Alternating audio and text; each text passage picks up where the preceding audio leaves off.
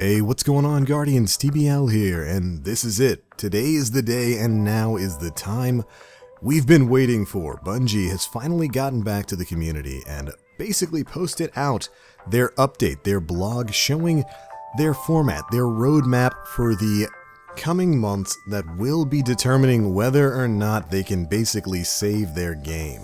This is something we've been waiting for a while. It's something that Bungie developers have been teasing at for the past couple of weeks, saying they've heard community feedback basically since Destiny 2's launch, and especially since Curse of Osiris's launch, and that this was going to be their response to it. Now, there's a lot of information here, so we're basically going to be going through all of it, and I'll just give you guys my thoughts and opinions on a lot of the changes going through. I'm basically just going to be reading through the full thing. So let's go ahead and get started and see what exactly Bungie has in store for the next couple of months. All right, starting us off is, of course, Game Director Christopher Barrett. I like this guy. He says this: "Hey everyone, at the end of last year, I made a promise that I would update you on our plans for Destiny 2. The team has been hard at work and we're ready to share where we are headed. We used to wait to talk about game updates until we were certain we could meet our deadlines to avoid letting players down if we changed our plans. No longer. We're not just listening, we are doing. Now, please keep in mind that the further out we make promises, the more they're subject to change. And with that caveat in mind, here are our plans." And then they go on to list out different categories and all of the changes that we can expect to see in them. First up, Destiny content categories. One thing we want is to set clearer expectations for which categories of content are available to everyone each season, and which are exclusive to Destiny 2 expansions. Expansions are purchasable updates that typically add new story, destinations, and gear, as well as new Crucible, Strike, and Raid layer content. Seasons, however, introduce content that is made available to all players of Destiny 2 at no additional cost. Just kind of setting the bar there for the differences between an expansion like Curse of Osiris or whatever the spring expansion is, and the seasonal stuff like the faction rallies, the dawning. All of the seasonal stuff is going to be free to everybody who owns Destiny 2, but the expansions, of course, are paid content, and I'm kind of glad they're going through and making that distinct difference right now. It's good to know that seasonal stuff coming forward isn't going to be locked behind any future purchase. Good way to start things out. But then we move on to some of that seasonal stuff. Iron Banner, faction rallies, and their rewards will be available to everyone as part of Season 2. And additionally, going forward, we're making a change that new seasonal rewards from the Crucible, Strikes, and Trials of the Nine will be available to all players. Faction Rally will return on January 16th, and Iron Banner will be back in the rotation on January 30th. Once again, kind of solidifying the fact that this seasonal stuff, so like the different faction rallies that'll be available in one season versus the next, the armor and stuff that and weapons and whatnot that'll be changing out through the different seasons, all of that content is going to be available to anybody who owns the base game of Destiny 2. And I think that's a good idea. That's probably the way it should have been from the start, and I'm glad that's the direction that they're taking this now. Next up, they talk about something big in the Eververse. Ooh, this is something a lot of people were waiting to hear from. "We recognize that the scales are tipped too far towards TES at the moment, and Eververse was never intended to be a substitute for in-game content and rewards. So, we'll be making 3 changes for upcoming seasons. 1. We're shifting the balance of new content in favor of activity rewards over bright engrams. This includes adding ghosts, sparrows, and ships, to date found only in bright engrams, to achievement reward pools. We'll provide a gameplay path to earn bright engrams and all contained rewards, including event engrams. And we'll give players more direct purchase options to make adjustments to bright engrams to allow players to get the items they want more often. We've begun implementing these changes for the Crimson Days event beginning February 13th, with even more changes on the way in Season 3. And moving on, completing Nightfall, Raid, and Crimson Days milestones during the Crimson Days event will reward you an exclusive legendary emote, weapon skin, and exotic sparrow respectively. Players will also earn double engrams at level up, 1 Crimson engram and 1 Illuminated engram for the duration of the event. Kind of interesting there, they're taking the event engrams and they're separating it from the Illuminated engram. I think that's a good idea because one of the problems with the Dawning was that you couldn't earn Dawning engrams just by leveling up, you would still just get your Bright engram. So this is a good way to kind of continue to incentivize players to play these events. You're going to be earning those event-tailored engrams alongside the usual Illuminated engram whenever you level up. Good change in my opinion. Crimson engrams can also drop from completing the Crimson Days match and from completing the Crimson Days milestone on each character. And finally, each Crimson engram is very strongly weighted to new rewards when decrypted until all new event items have been obtained. That seems like it's a direct kind of response to the Dawning, with people not being able to get like armor and whatnot. They want you to be able to get these items, so as long as you're earning these special Crimson engrams, these special event-tailored engrams, you're going to be pushing towards getting all of the special stuff tied to that event. Again, another good change. And overall, that's all the changes that are coming to the Eververse store. And personally, I believe some of that is pretty fair. I'm glad that they took direct feedback and notice to what the community was saying. I've always argued that Eververse has a lot of problems. You know, something like 50% of the items added in Curse of Osiris were Eververse items. I don't have a problem with Eververse existing, but the fact that a lot of the items in there, the ships, the sparrows, the emblems, all that kind of stuff was previously attainable in-game for a grind. Like if you remember in Destiny 1, you could complete record books to get like a special ship or an emblem or something. You could level up with factions to get a special exotic class item, or to get shaders, or to get emblems, or to get special ships. I'm still chasing that Destiny 1 sparrow that's tied to the Prison of Elders. I never got my hands on that. But my point being, that kind of stuff was previously earnable in the game, and I always thought it was kind of a mistake to only have those rewards available in Eververse. So the fact that they're adding those back into the game to be achieved via just playing is a much better system than what we have now. In addition to the kinds of other things that are going to be tied to events and whatnot, like these ships, sparrows, and emotes and whatnot, you'll get from specific events for just playing like the Nightfall and the Raid. That's good. That's tying rewards to activities that currently don't have much of an incentive to play. When was the last time you guys did like a Prestige Nightfall? I've done a total of like maybe 1 or 2 since Destiny 2 came out, so I'm glad that there's going to be some kind of exclusive rewards tied to that. Alright, let's move on. They talked a little bit about the EXP earning rate next. We're still investigating changes to the XP earn rates. Our goal with any updates to XP are transparency and consistent XP gain regardless of your preferred activity. Right now, it's too slow in general and lopsided towards grinding specific activities, which is not a fun grind. And we want to fix that without making those activities low value to players who aren't grinding them. Fairness is cool after all. Our first attempt turned out to be unworkably buggy, so we're having to investigate other angles. We will continue to update you as we move forward. Now, I mean, that's good. I'm glad they're continuing to talk about the XP thing, because the previous fix of basically cutting the XP earn rate in half, I don't think that was a good decision. I think they don't think it was a good decision. I'm not so sure I agree with the notion that they want to change it so that it's not lopsided towards grinding specific activities, which they say is not a fun grind. I don't really think it's the developers' job to tell people what they should have fun with in the game. If people like just running public events over and over again, let them do it. I would prefer it if you could earn a decent amount of EXP from all of the sources in the game that are repeatable. So if you want to do nothing but PvP to level up, you should be able to do that. If you want to do nothing but public events to level up, you should be able to do that. But those are my thoughts on it. Next up comes some of the big stuff, the big feature roadmap. This is the thing a lot of us have been waiting for, and we're going to be going over it. There are 3 releases that we want to put on your radar right now. Later releases will get more specific dates as they get closer. The following content and features will be available to all Destiny 2 players, regardless of expansion ownership. First up, the January 30th update. This is going to be bringing in Masterwork Armor. They're expanding the Masterwork system to include armor, and Masterwork Armor will provide increased damage reduction while using your super. You can reroll that armor stat type on Masterwork Armor. And similar to Masterwork weapons, you can upgrade a piece of armor to Masterwork by spending Masterwork cores and legendary shards. Now this is cool. It's not surprising because of course they mentioned a while back after they introduced the Masterwork system that they were looking to create Masterworks for armor. So we all expected this to come, and I'm very happy it is coming because I think the Masterwork system, while it doesn't solve a lot of the redundancy problems and the problems of lackluster weapons in Destiny 2, it definitely helps. I fully like the Masterwork system, and I think it should be expanded upon even more for both weapons and for armor. So I'm happy to see this come. I will, however, say I have one gripe. The perk on this, the Masterwork perk, on weapons it's double kills, generate an orb of light.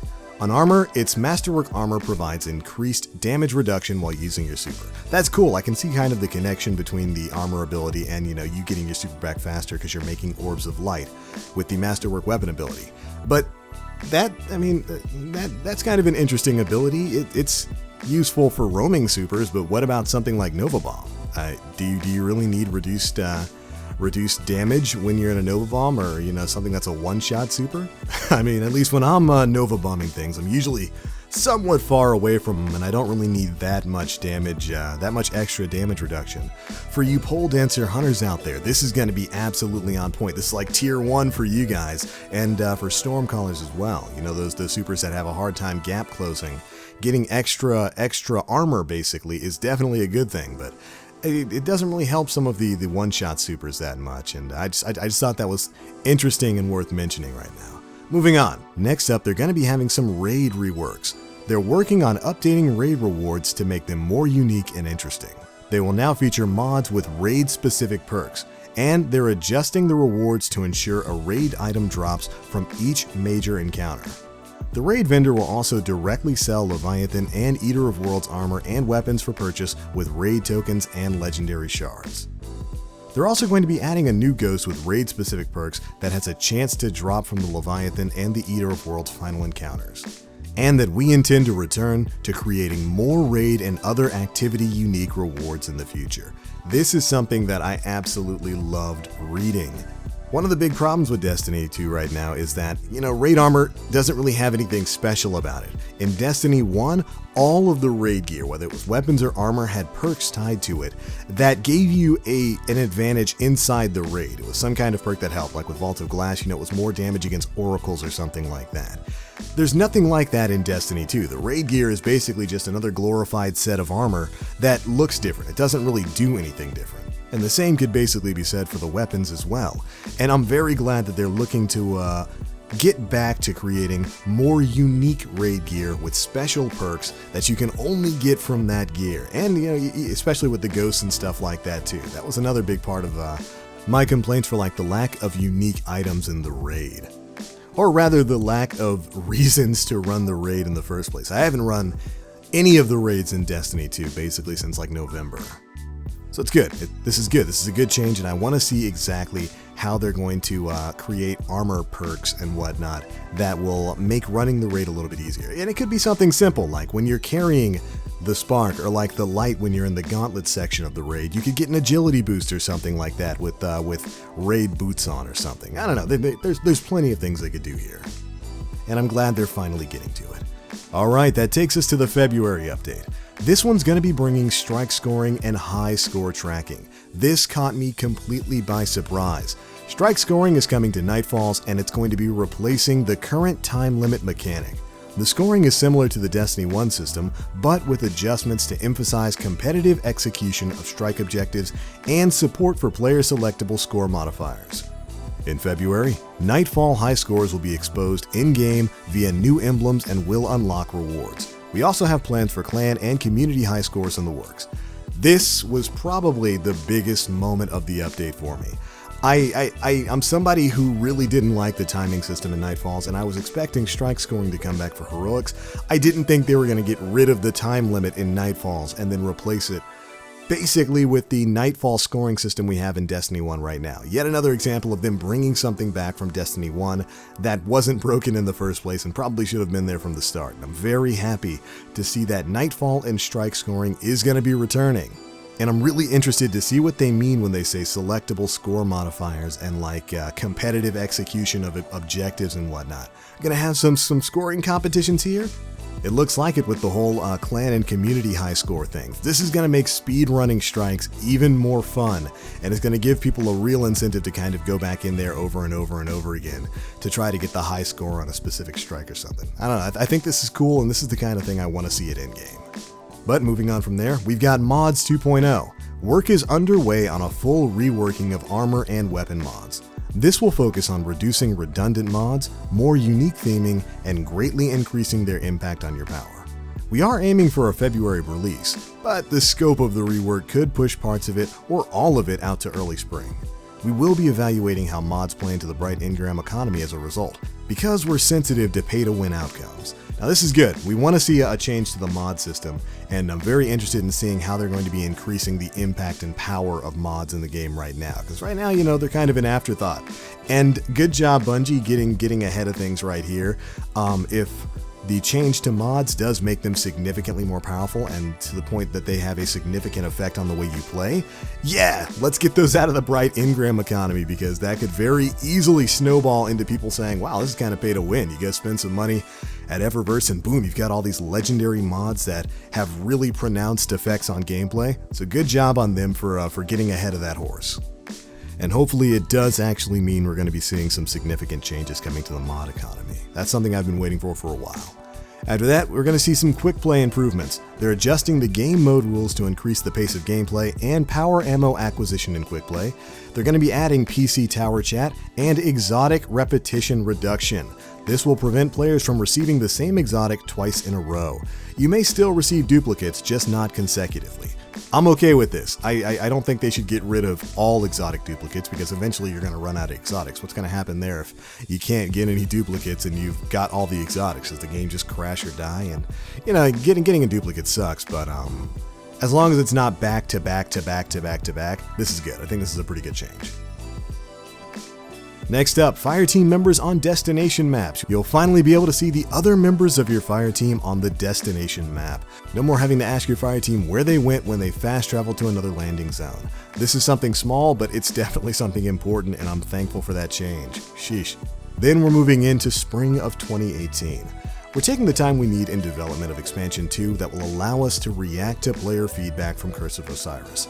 In the coming months, we'll talk to you more about what you can expect to find in Destiny 2's next story. The team is eager to show you what they've been working on. Now, independent of Expansion 2, the team will deliver a number of new features that will be released before or during Season 3.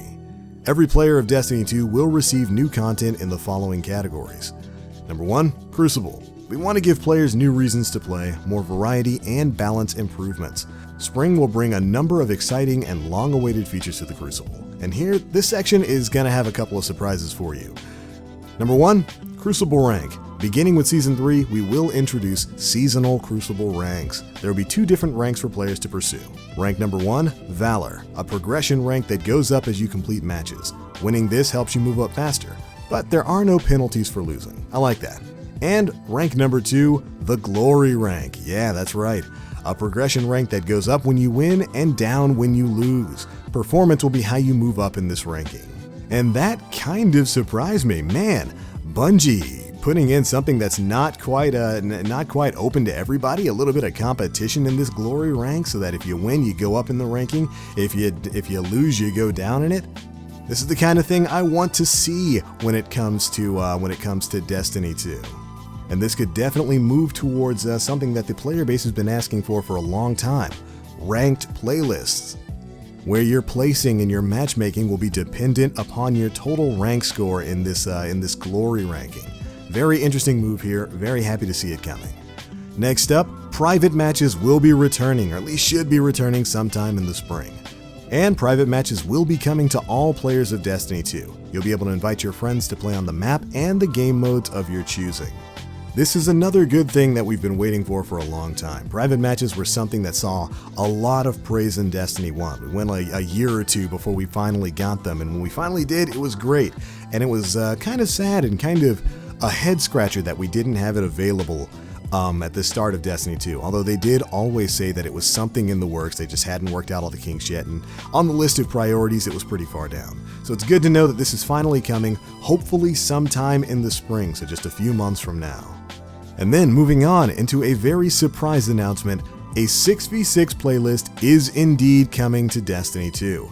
They're bringing 6v6 PvP to Destiny 2 in addition to the current 4v4 game modes. Now, whether or not that means they're going to be changing up some of the quick play modes like Supremacy, Clash, and Control to being a 6v6 mode, or if they're just going to be adding in different modes like we'll have maybe Combined Arms or something come back and have that be a 6v6 mode. We don't really know right now, but they are bringing 6v6 back, and I do believe that is a very good change. And along with that, all we need to hear about is some changes to weapon balance that we can kill a little bit faster so that 6v6 doesn't become just this big, massive playground of unkillable guardians running around tickling each other with weapons. We'll see. Moving on from there, we've got a Mayhem event. Mayhem will return as a limited time event during Season 3 and going forward. This is the first point in this list where I say no, where I say I don't like what I'm reading here. I do not want Mayhem to come back as like some faction rally styled event. Mayhem, I want that back as like a default game mode, and I think I wouldn't be alone in the player base for wanting something like that. So we've gotten about halfway through the list, and this is the first thing where I'm saying I don't like it. I don't like that at all. We'll talk about it a little bit later. But we've also got some additional fixes coming. They are making some changes towards making quitting less common and behind-the-scenes security improvements to help improve the overall Crucible experience. This is good and definitely something that's been needed for the competitive playlist for a while. Quitting, there's no penalty for it, and it's way too easy to do. Alright, moving on, we got some additional highlights. 1. Weapon and ability balances. There's going to be some coming sandbox adjustments based on player feedback and data from the live game. The Sandbox team will share specific changes as they lead up to Season 3. And the same thing goes for exotic weapons and armors. Exotic weapons and armors are receiving a comprehensive design pass to ensure that they stand out from the rest of the gear and offer new, exciting, powerful ways to play. This is good because I would say a lot of exotic weapons and armor right now are a little bit lackluster, especially when compared to their Destiny 1 counterparts. Next, we've got some seasonal reputation changes. Specific vendors will now display a seasonal ranking. Earning reputation will unlock unique seasonal rewards and will reset each season. This is awesome, so basically they're going to be rewarding you for playing the game.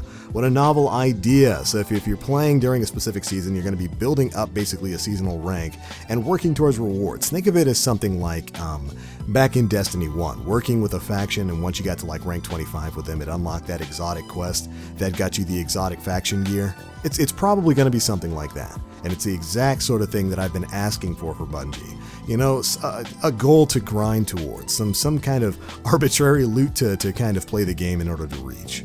I love that kind of stuff. It's why I'm playing Destiny. Next up, improved Iron Banner and faction rallies.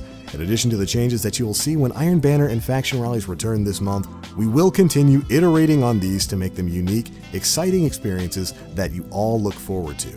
Good. I hope that means that Iron Banner is going to be seeing some unique weapon models and whatnot moving forward, because the whole reskin and recolor thing going on with D2, it's a little bit played out when it comes to weapons.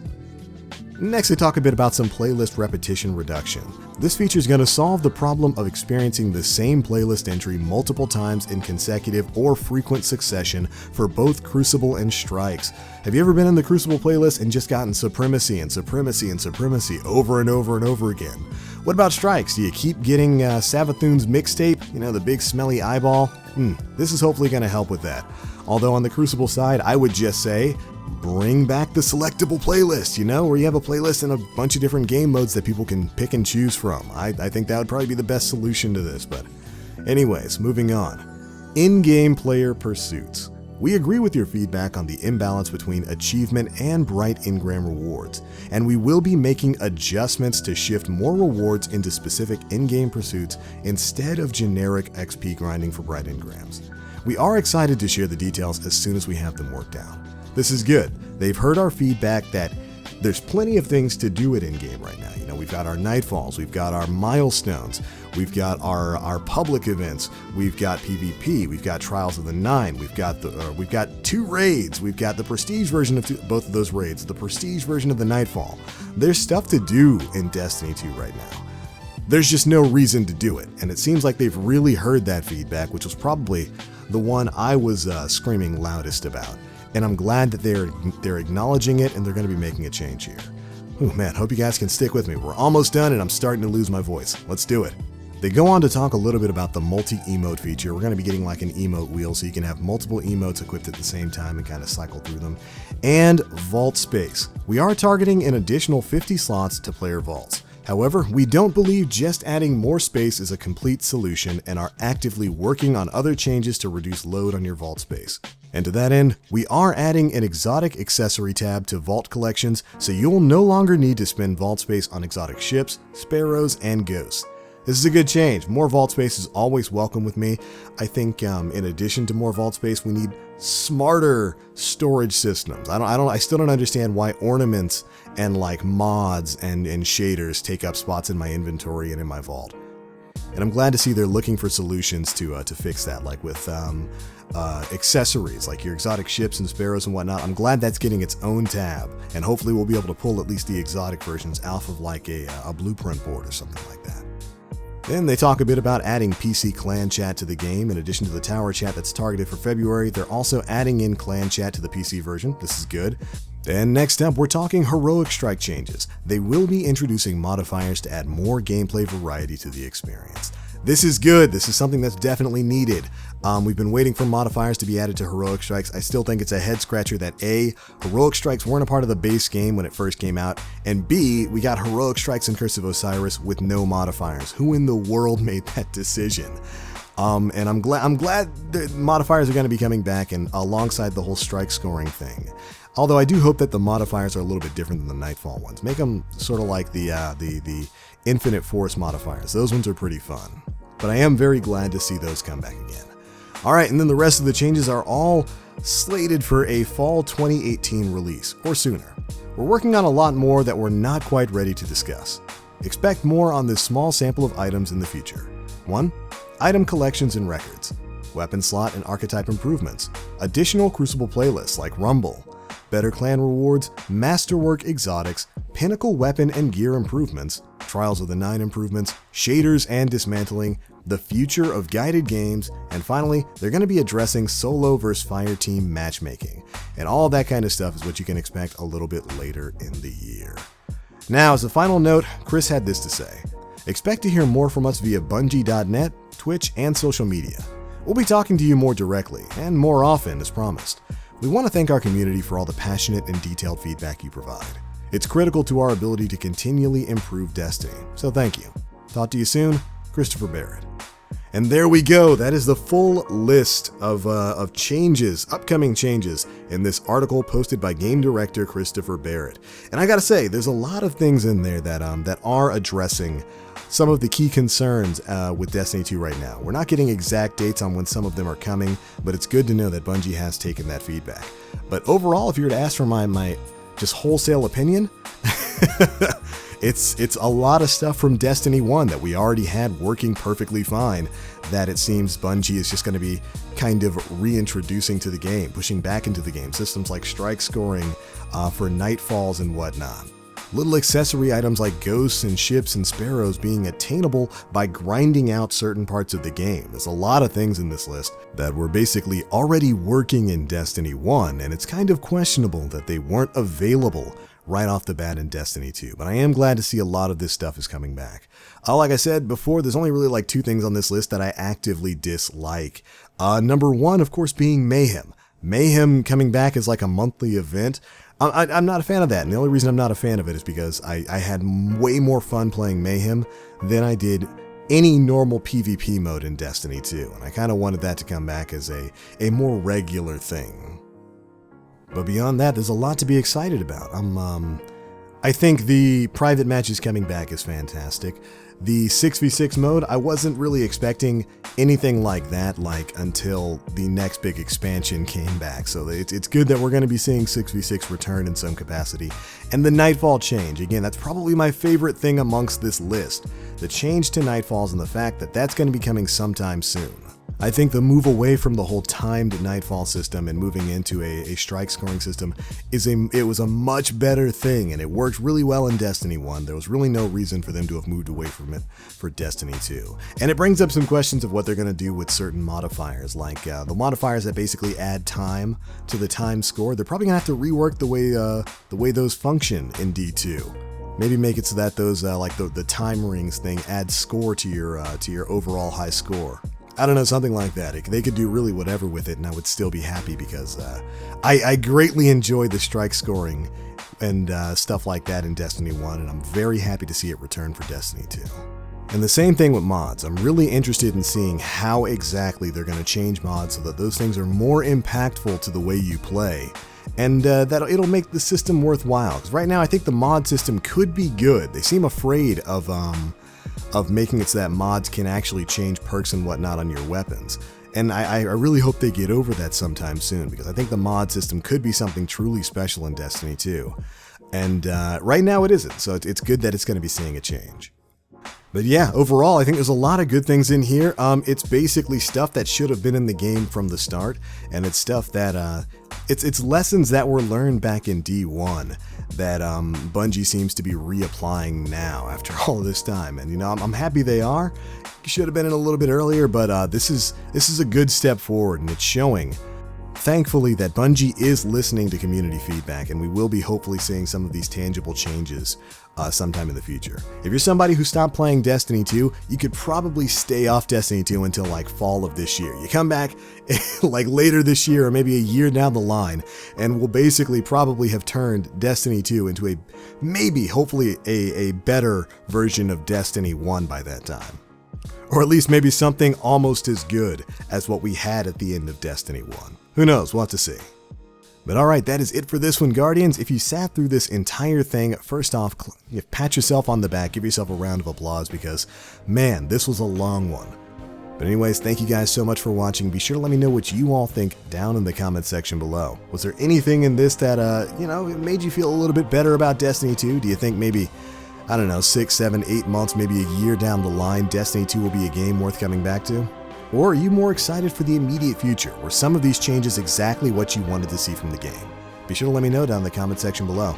And of course, if you enjoyed the video, feel free to drop a like and make sure you subscribe to stay up to date on everything I'm putting out. But I'm out for now. As always, I am TheBlackLink. You Guardians, stay frosty.